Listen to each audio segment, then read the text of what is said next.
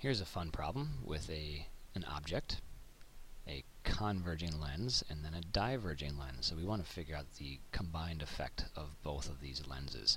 So in short, what we're going to do is take our object and figure out the image that is formed through the converging lens first, over here somewhere.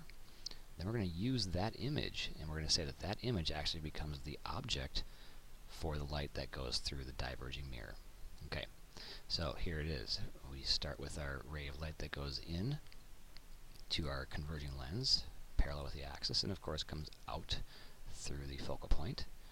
Another ray of light goes in through the middle of the lens and comes out in that same direction. And we've already got an intersection here, but we're going to draw in our third ray anyway. It goes in through the focal point, right about there, and then comes out like that.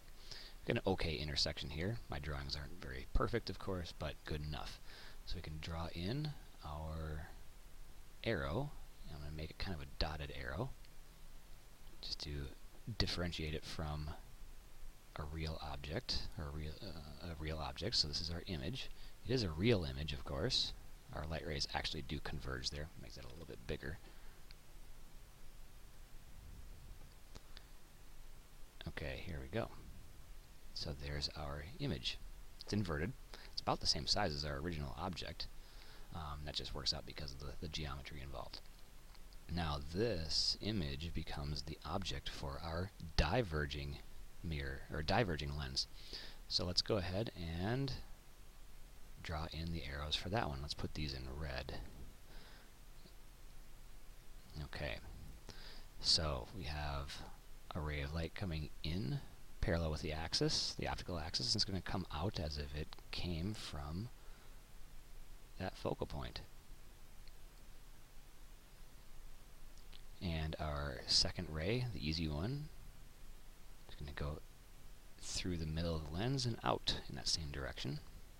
And our third one is going to head in as if it's going towards this other focal point,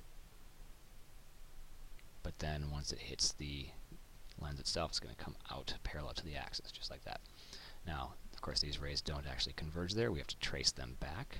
So let's get ourselves a dotted line to trace them back. Okay, we're going to trace this one back as far as we want. We'll trace this one backwards as well.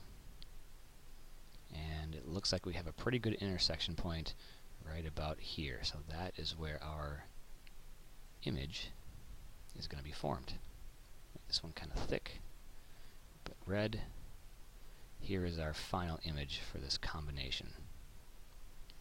Okay, our final image is going to be reduced, it's going to be inverted, and the rays of light didn't actually converge there, so it is virtual.